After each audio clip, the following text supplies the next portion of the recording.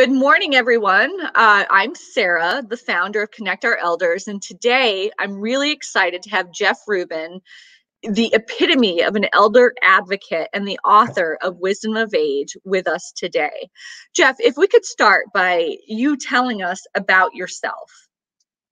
Well, first of all, good morning. Good morning. I'm delighted to be on your show. Thank you for having me. You're very welcome. To talk about myself, I guess I've been an advocate for aging services and aging support for years. I started way back when with my mom. I was a long distance caregiver like many people are today. And she was in New Jersey and I lived in Colorado at the time. And I had two brothers who lived nearby my mom, and they were clueless when it came to finding information that could be helpful.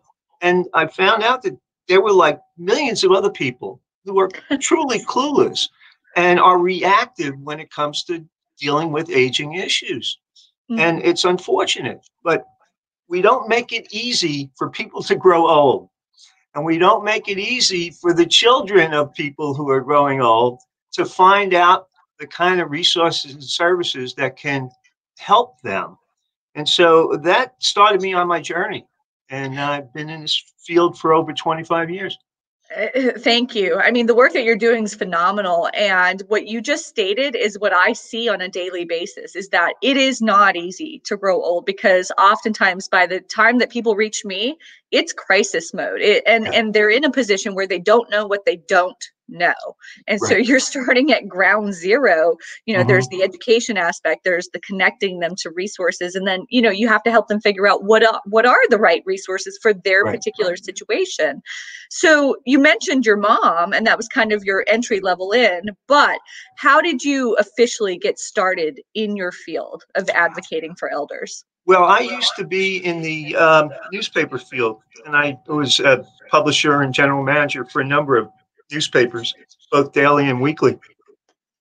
And I switched professions when my wife at the time moved to Colorado. We moved to Colorado for a position that she had. And I decided that I really was fascinated by what was and wasn't happening in the field of aging, and decided that, I'd like to see what I can do. And there was a job that opened up with a senior service agency in Denver, and it's called Seniors Inc. And the position that was opened up was for a director of a senior volunteer program called the Senior Companion Program. And I knew nothing about it at the time, and since learned what an incredibly powerful program that was, because it gave low-income elders the opportunity to provide volunteer service to frail elderly and adult disabled individuals. And this is a national program, and it's part of a larger program, which I can talk about in a minute. But the Senior Companion Program, the beauty of this program is that as long as people were they had to be at the poverty level or less. And they had to be 60 years of age or older to enter. And I had in my program over 100 volunteers ranging in age from 60 to 91. And each of them, in exchange for a very modest stipend that was provided by the federal government, and it didn't count against their benefits, so they weren't penalized for participating in the program. But in exchange for the stipend, they put in 20 hours of service a week. Each individual. We have so many people in that age range, and you and I mean, we've had multiple meetings now, but there are so many people in the age range that are retired, but they're still active and they still want to give back. And then on the poverty level, right? So the ones that have entered the program that need the companionship, isn't it just astounding to you how many elders we have in our society that are struggling, that are choosing between, do I get my medications or do I eat 3 meals a day? Yes. Yeah. And we don't talk about that. We don't talk about it. We shunt people aside. When they reach a certain age, we want to ignore them. I've talked to a number of elders over the years, and I would say, how do you feel? How do you think society treats you as you get older? And without hesitation, this one woman that always stood out in my mind would say, invisible, right away, invisible. And you watch this play out literally every day. And I have to tell you, people need to be needed. It's a universal feeling. And if we discount or shut aside people because they've reached a certain age, who's the loser? We're all losers. We're all missing out on that wealth of wisdom or experience or just desire to help someone else. Isn't that how societies have been built over centuries? I mean, is the wisdom of our elders carried on? And and I will go out on a limb and say, but I think a lot of people agree with me, is that, here in the United States, or our culture when it comes to caring for our elders, is so much different than, let's say, the Hispanic culture or the Asian culture. And I Mhm. just see this, even in my work with the home care industry, right? It tends to be that the Asian families will take their elders in and care for Mhm. them. The Hispanic families will. And I'm not, I'm talking high level here, but I feel like we as a nation tend to forget Mhm. about our elders, right? And I mean, we could talk all day long about what the reasons are, but let's stay on task. From meeting with me, I'll go off on all kinds of tangents. But um, okay, so you've worked at the local, state, national, and now you're working on the international level. Mhm. What is it that you've learned about aging over the years? Well, I will tell you that ageism is a global issue. It's not something that is unique to the U.S. Every country, or Western country in particular, is being challenged by this issue because ageism impacts literally every sector of our society. And so I'm working with people who are dealing with the same issues that we are here in the US on a global basis. So things like affordable housing, employment, health, safety, transportation. These are issues that other countries are taking on, some as whole countries. And one of the things you and I talked about earlier was a movement that was started by the World Health Organization way back in 2007 called Age Friendly Communities. And the whole Mm. concept behind that what was to challenge communities worldwide to meet the needs of an aging population. The feeling was we simply weren't preparing for it. And so they challenged communities to address the issues of basic quality of life. And by doing so, they needed to include elders. They didn't need to talk about how to help them. They need to include them, as well as young people, and to break down this host silo mentality that stops us from looking at aging as a whole picture and how it's Mhm. interconnected with everything else. So we needed to bring different disciplines together to talk about this. And I will Mhm. tell you, I've talked with a number of professionals over the years. And when I talk to them, they talk about aging in terms of my client, my customer, my patient, but they never talk about it in terms of themselves unless it really hits home to them. If they're dealing with a parent or grandparent, then all of a sudden it becomes personal. Do you feel that's because we as humans, right, we have this apprehension towards discussions dealing with mortality? Our we all know that we are going to die at some point. Yeah, yeah, We're dying every day, yeah, right? But we don't want to talk about it. yeah, yeah. Yeah, there was an article I wrote a while ago called "Denial's Not Just a River in Egypt," and it talked about the fact that we don't want to deal with it. We are in denial. It's not happening to us, it's happening to the other person. And therefore, where we are reactive when it happens to us. Um, there are a wealth of resources that are out there, but people don't know where to turn and where to look for them. Someone like yourself, Sarah, who is helping people through this maze of trying to figure out where do I turn? What can I do for this situation and that situation?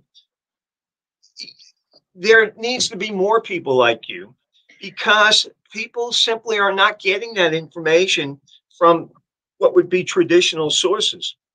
I used to think that the local government should be just on their website, have access to whatever resources are available in their community.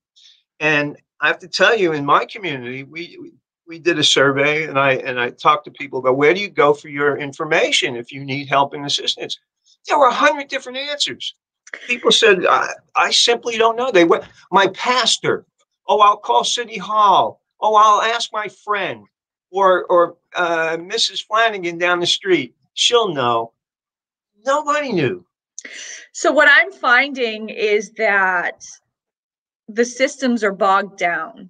The need is so huge that even if, let's say, the director of social services at a skilled nursing facility is trying to connect the patient with resources, they have how many other patients that they're trying to do the same thing for. Right. And also you have to consider, these people, once they're in that position where they have a loved one that's at a skilled nursing facility and they're trying to figure out, can they come home? Can they not? Do I need to place them? What's going on?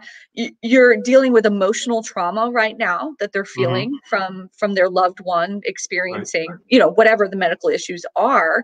There's the stress of, feeling like I want to be a good wife. I want to be a good son or daughter. I want to do the right thing, but they don't know.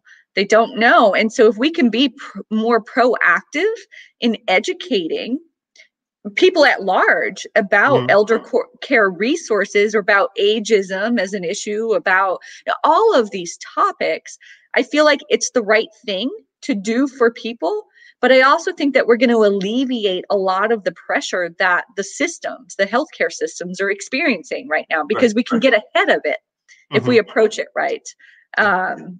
Absolutely. I mean, it's such a large issue, and it always boggles my mind, like yours, how it's so not talked about. Yeah. Well, it's funny. I mean, I used to serve on the Governor's Advisory Council for Aging and Independent Living.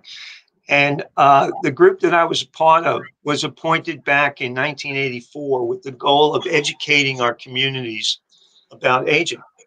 And here it is, 2020, and coronavirus aside, we're still educating people about aging. And we should be way beyond that. The issues that I'm facing now, or talking about now, are issues that my friends and colleagues have been talking about for 20, 30 years. But all of a sudden now, we're beginning to wake up to the fact that, the chances are that someone we know, if not ourselves, are dealing with a caregiver issue. We have an aging parent, a grandparent, and there are multiple situations where it's impacting our own lives and our families' lives. And how we choose to deal with it, and what tools we have in the toolkit to deal with it, makes all the difference in the world. Oh, it certainly does. It certainly does. What is the biggest issue you think that elders are facing today? Well, depending upon their situation, you hit on one thing that's very true. There are elders in this country who are food deprived. There are elders in this country who need to make the choice each month between whether to eat or to get medications. And there are others who are dealing with issues where an elder today, one of the fastest growing groups, is grandparents who are raising grandchildren. You were the first one, when we met months ago, you were the first one that turned me on to that as a reality. And I cannot believe that I didn't see it, because my mom is one of those people, right? And then if I think about it, it's like, I know numerous people who are in that role, that are the grandparents caring for the grandchild.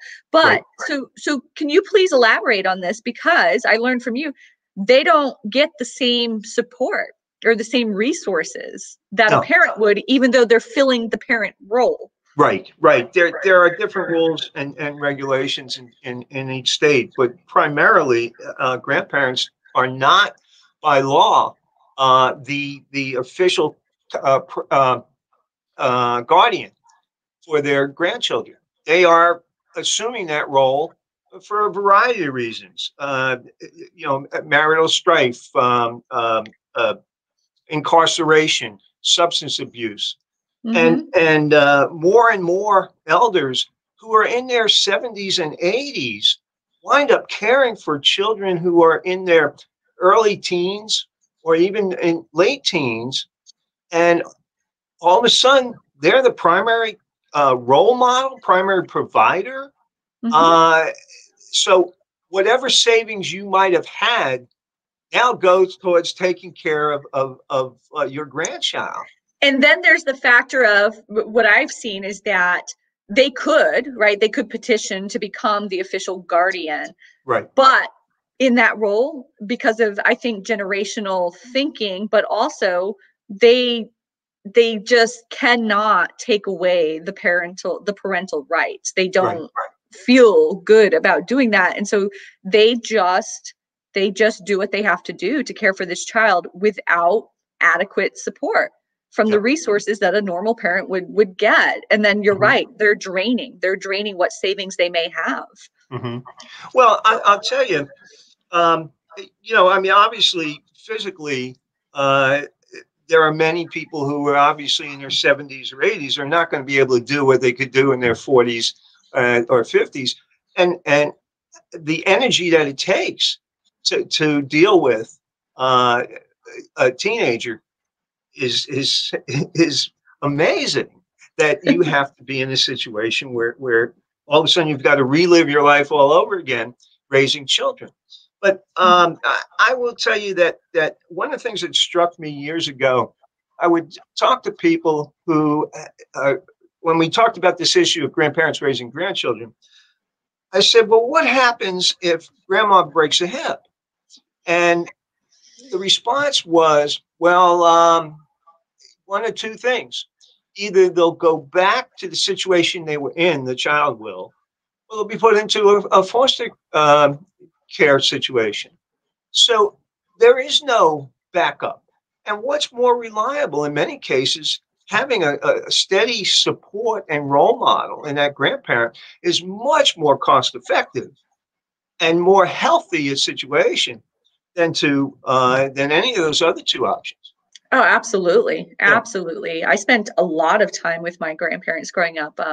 You mentioned marital strife, right? I spent a lot of time with my grandparents. I would not be the person I am today had it not been for the time with my grandparents. So, Right. and this is spanning back. I'm 38. So this is what, more than 20 years ago, 30 Hmm. years ago. So Yeah. this is an issue. This is an issue. I guess I share that because this is not a new issue. It's not a Right. new issue. Um, No. could you, because we keep mentioning the term ageism, would you define what ageism is for the audience? Yeah. Ageism, by the way, the perception is that ageism is a discrimination against elderly.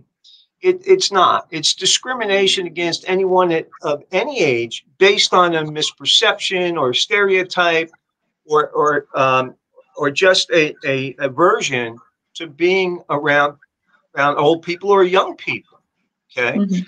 And so when you look at this, a perfect example, and you hear most about this, is ageism in the workplace.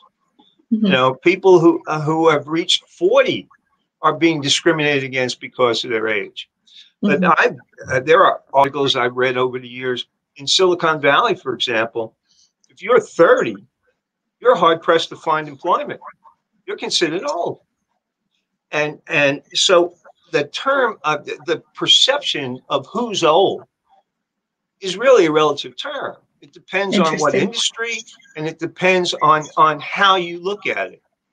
Which is one of the reasons why I wrote my book, Wisdom of Age, is because age is relevant, or relative. If Mhm. I'm 5, 12 years old, if I'm 12, 20 years old, et cetera, et cetera. So it is a relative term, but it's ludicrous to look at somebody and say, oh, you know, you no longer have value because you reached 30 or 40 or whatever, or I can't listen to you because you have a wrinkle or two. I see you as old. I don't see you as a person anymore. Mhm. We have to stop that. We have to change the cultural mindset that when you reach a certain age or you look a certain way, you no longer have value, or you no longer are able to contribute to society. How do you think this is impacting the ability for, I use the term elders, we could say senior citizens, but many of them are still in need of paying jobs to make Yes. ends meet. So how do you think this factor of ageism is affecting their, I mean, we know that companies are not supposed to discriminate based on age, but I even have some personal friends that's where they've experienced it, and they're in their 50s. So, it do you think that it's impacting the ability for the older generations to get employment so they can make ends meet? Yeah, it's interesting. Prior to COVID, when the economy was going strong, and we had something like almost a little over 3% unemployment rate. If you looked at people 50 and older, that the unemployment rate was closer to 40%. And so, but again, we take it as a whole and not look at that individual group. Chances are, if you were downsized at 45 or 50, you're hard pressed to find employment or find employment at the same level or capacity that you had before. And that just, so you'll often hear people talk about, well, the older generations, they just don't have the abilities when it comes to technology, or they're not with the times. I mean, I'm just speaking off the cuff here. But I look at it and I think, no, you have a generation of people who have been loyal to companies. We don't see the same sort of loyalty that that we did back then. They, responsibility, personal pride, all that I think that we overlook when it comes to hiring older people. Right. The that again is a stereotype that says that, well, you're not capable of learning something new, or all elders are at a disadvantage when it comes to technology, or you can't stereotype. You cannot lump people together. And yes, we have a stronger work ethic on the whole. We're going to be consistent and responsible, and we're more than capable, and we have experience, and yet we're not thinking in terms of that being a priority. It's funny, here in Madison County, where I live. One of the They are begging for people to in job in manufacturing jobs here. They're begging for people to come and work. They can't find people because there's a lot of people who are dealing with drug issues. Substance abuse, can't pass a drug test. Well, there's a whole cadre of people out there probably could do many of the jobs that are available, but they're not being looked at as a resource. Why? And that I would venture to guess that it's not just your county in that situation, right? I would venture to guess that there are so many areas across the United States that could find a valid workforce if they would just change their way of thinking. Right. Oh, very true. Very true. So we've talked a little bit. It sounds like we have heard what motivated you to write your book, Age of Wisdom. Wisdom of Age. Wisdom of Age. I apologize. Wisdom of Age. So could you tell us about the book? Well, I always maintain that the most abundant resource we have is human capital. Okay? Yet we marginalize people at both ends of the spectrum, the young and the old. And in this day and age, how can we can ill afford to discount whatever input, ideas, or wisdom those people have at those ends of the spectrum. But we consistently say, you don't have anything of substance that could add to this or address this. And unfortunately, we're not looking at the issues that affect us as a whole in terms of quality of life. When you talk about public transit, for example, that's not an issue that is just affecting elderly. It's affecting anyone who's disabled. It may affect a young person who doesn't drive. It may affect uh, uh, uh, uh, a young married individual with children.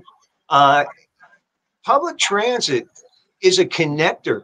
And yet, in many communities, particularly rural communities, there is no public transit, Nope. or it's very limited. And think about this in terms of the connect. Okay, who benefits if we provide adequate public transit? In my community, we have fixed transit. That means it goes to X number of stops on a daily basis, Monday through Friday, 9 to 5. Okay, if I want to get somewhere other than those fixed stops, how do I do that? Or if I want to go out after 5 or on the weekend, how do I do that? Well, I either have to rely on family or friends. And if my family isn't in the area and I can't get a hold of a friend, I'm stuck. And which adds to the issue of isolation Mm-hmm. and loneliness. Now, Mm-hmm. let's take it a step further. In my community, we've spent tens of thousands of dollars on walking trails. Okay? And let's say grandma goes to the doctor and the doctor says, you know, you need to get some exercise. I think you should take up walking. You know, grandma's not going to suddenly get up and do Zumba, but she could walk. Okay. So, and it's an intergenerational exercise. You can take your grandchild and go walking, but Yeah. you can't walk in your neighborhood because there's no sidewalks, or the sidewalks are cracked, or what have you. You may need to go to that beautiful new walking trail that was built. How do you get there if you don't drive? And if Right. public transit isn't thinking about how to get you to that walking trail. Okay. Right. Right. Now, if you can get there, we have not made any allowances for public benches.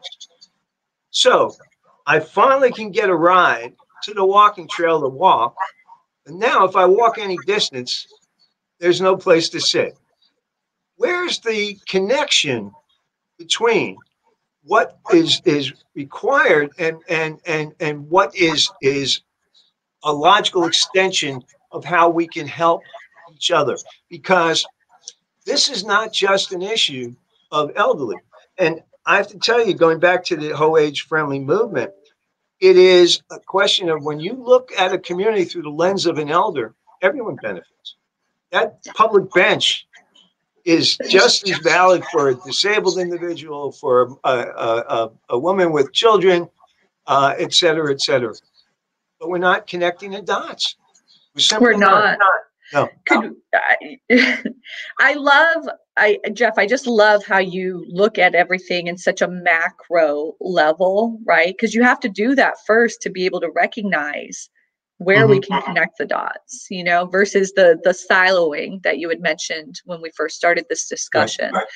Right. So your book, could you share? So I know, but so tell us about how you wrote your book. What is it about? And what approach did you take with it?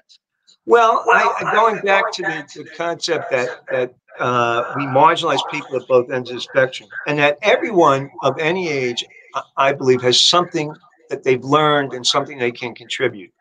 So I started out doing a research project where I went into our local school system. I actually was working with the superintendent of schools. And I said, look, I have 5 basic questions. Can we see what kind of response we get? And he was all for it. And the question basically, I wanted to know the first name of the person, how old they were. I wanted to know if they knew any old people, how old they thought was old, and what's one bit of advice they would give to somebody younger than themselves. Okay. And he distributed the survey among his principals, and he said we may get maybe 100 responses or so, and we got over 300 responses, ranging in age from 5 all the way up to 17. So kindergarten all the way up to 17. Okay, I took the same research and went on to other ages as well. So my book includes insights from children as young as 5 to people as old as 103. And it is amazing how the young people and the old people have a clarity and a sense of what is important, and insight and wisdom that we in the middle seem to have forgotten or lost our way about. And so, two things that came out of the book: one, it blew to blazes the thought that we are all old at a certain age, because old was all over the map. When somebody's old is all over the map. Uh-huh. Even to an elder, it's all over the map. Oh, I've had 100-year-old clients that think they're like, I'm not old. I'm Right, totally right. fine. Yeah. It's the other person. Again, it's the Yeah. other person. And the other thing is, there was wisdom that would come if you didn't know who said it. What age this person was. You would be amazed at the incredible insight that we got. And so the book took on a life of its own. I had a friend of mine who taught a Toastmasters class at a women's correctional facility in Denver. And he used the book to engage the inmates in communicating with one another, because they weren't outside of that book, which talked about everyday life. What were they going to talk about? They were all incarcerated. They were, I didn't do it. I was Right. robbed. But they had something that they could relate to. And it was amazing that they would get an insight from somebody who could have been their own child or grandchild or Mm-hmm. grandparent. And Yeah. it really blew them away. They really It were. helped them to see perspective, I would Yes. imagine. Yes, very much so.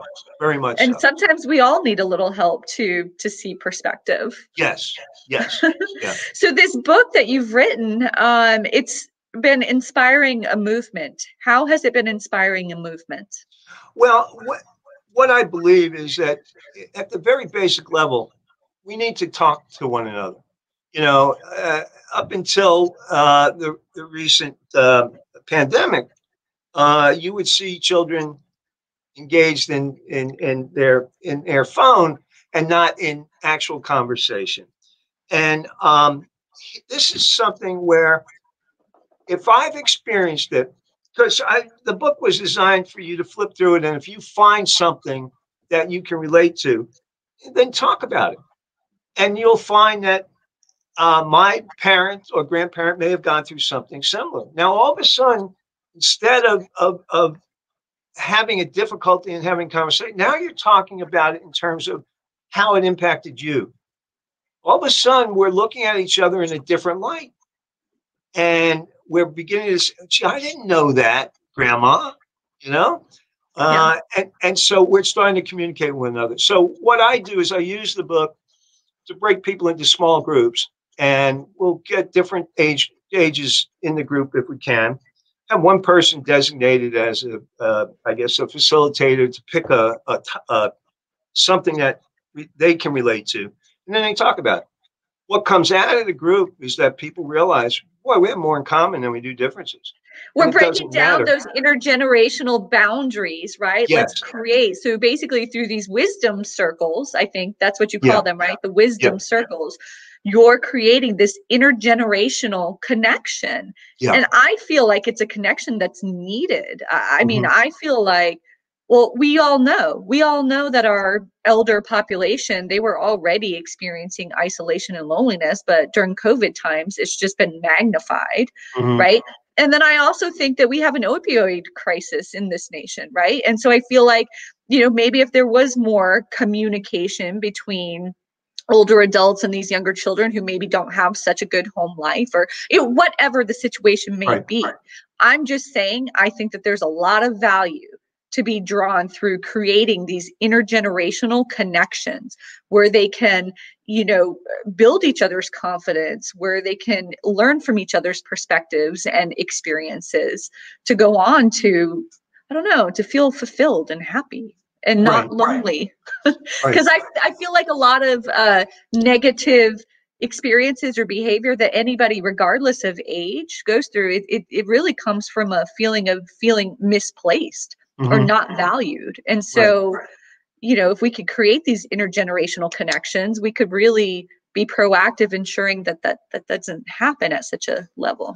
Well, take it a step further, because what I do, the book is a way to break down the barriers, as you say. It is to get generations to see each other in a new light. But once you've established some basic trust, you then we're moving it to what I'm using it for is to address these 8 quality of life issues that the World Health Organization has determined as significant parts of what creates an age-friendly community, so that they are now engaged in looking at affordable housing, transportation, employment, et cetera, et cetera. And they're being asked for their input and ideas to address that, where in the past, they've been ignored. So we are creating opportunities for them to become problem solvers in their own community, whatever that community might be. I Okay? like that. So that's where we need to go. And I'll tell you this in terms of years ago, I think about in 2007, I think it was, University of Kentucky did a survey, asked basically boomers and their families in the state what they how they viewed aging, and the results were that people were basically oblivious to the issues that they could face. And one of the primary responses was, "Oh, I'm too young to worry about that now. The government will take care of me when the time comes." Okay, the government will take care of me when the time comes. All right. Think about it. We have an aging society. There are more people today 65 and over than under 15. I'm sorry. Yeah, and under 15. 20% of our population is 65 and older. 85 plus is the fastest growing age group. Okay. So we're living longer, and the needs are only going to grow. Okay. And the needs and the opportunities, by the way. But the fact of the matter is, if we're not preparing for it, then what's going to happen when we reach the point where we're going to need help and assistance? Okay. Right. So what you're saying is, through connecting this, we're creating a younger generation who's going to be looking at these issues, so that we can actually affect some change. Yes. Otherwise, what happens to me is what happened to my parents, or what happened. Now, hopefully, ideally, you want to die peacefully in your sleep. That might or might not happen. And not everybody's going to go into an assisted living or a nursing home. But at some point, you may go in for a temporary basis. But if you need to go into a retirement or assisted living facility, how many people today can afford it? At a low end, you're talking about $3,500 a month, up to maybe $8,000 a month. So it's a very sad state of affairs, and I deal with this on a daily basis. Because the reality is that it does take money to have a lot of these resources that are needed, and so we need to do a better job. In that area. I mean, that's a whole other conversation. Yeah. Well, the reality is, what happened? My wife's my father-in-law had Lewy body dementia, and we watched him. A brilliant man. He was a principal in the school system. He worked at the state in mental health, and was a highly educated fellow who we watched deteriorate before our very eyes. And we were not prepared to put him into a nursing home. We felt that he would have a better quality of life if he could remain in his own home. And we were able to do that for 4 years, but we were not able to do that through the kinds of resources that were currently available. If you look to get a in-home care provider, it's anywhere between $16 and $24 an hour to have them come in. These days, and depending on your geographic location, I mean, you're looking at 29 to 34, even sometimes 37 now. Yeah. So in order for us to address the challenge of keeping them at home, we had to rely on friends. who were willing to come in and assist. And Mhm. they were, we paid them a fee that we could afford.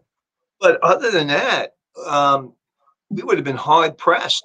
And you Mhm. know what happens is when you are a caregiver, uh, your health is at risk.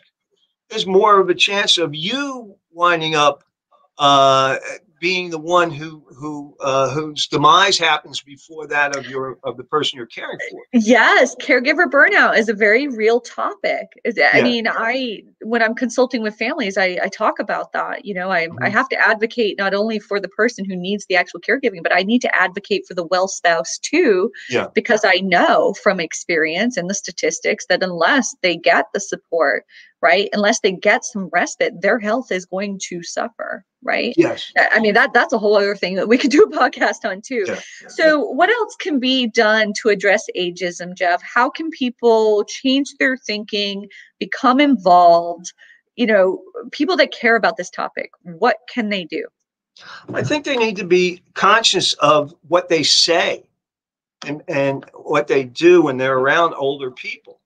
I see it every day. We actually fulfill this outcome of self deprivation or self deprecation because we say things like, "Oh, I'm having a senior moment," or when you get to be my age, you talk about your friends who are in their 50s. My wife has friends in their 50s, and they're saying now, when you get to be my age, well, what happens when you're 60 or 70 or 80? Um, if you're saying that now, you're starting to buy into the fact that, well, I guess I'm supposed to slow down, or, I only have so many years left that I can be productive, or what we are fulfilling this perception that the age is a steep downhill uh, um path when it's not. It's Mhm. simply not.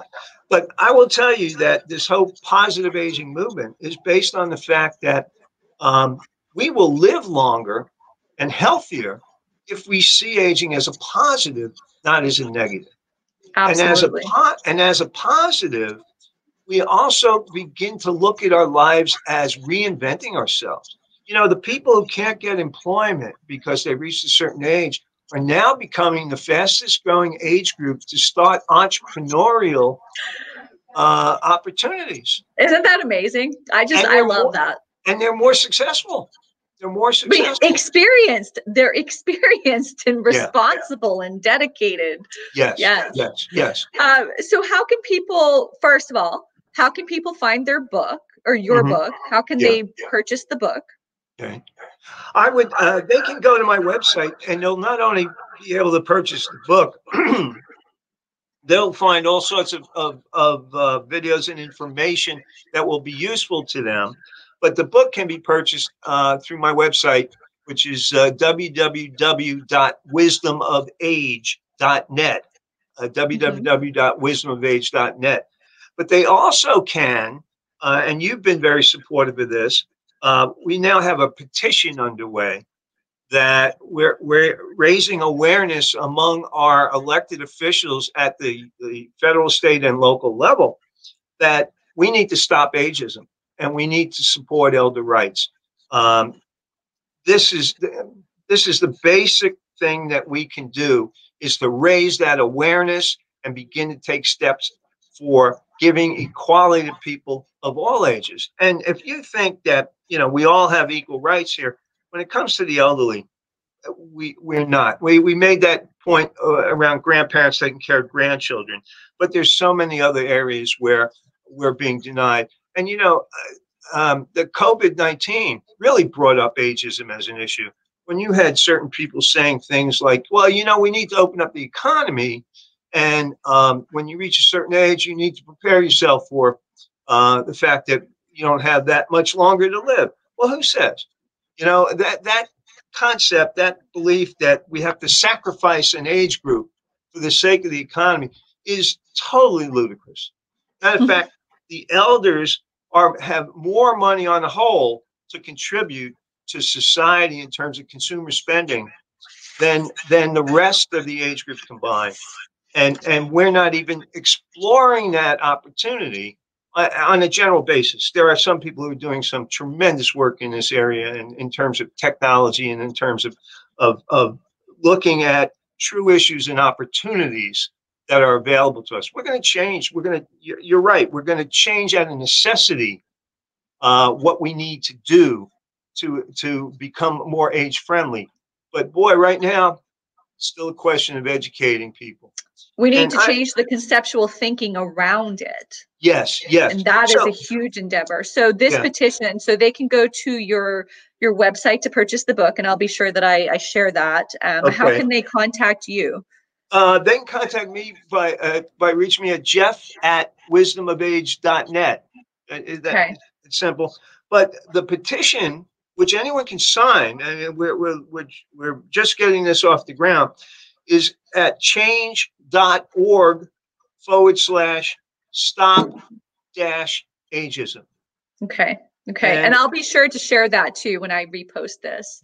Thank you. When I share this. Jeff, thank you so much for being the guest today on the Connect Our Elders podcast. As a reminder, my name is Sarah. I'm the founder of Connect Our Elders. Connect Our Elders is all about empowering aging, and we do that through education around resources, navigation through those resources, and ongoing advocacy. I hope you all enjoy the rest of your day.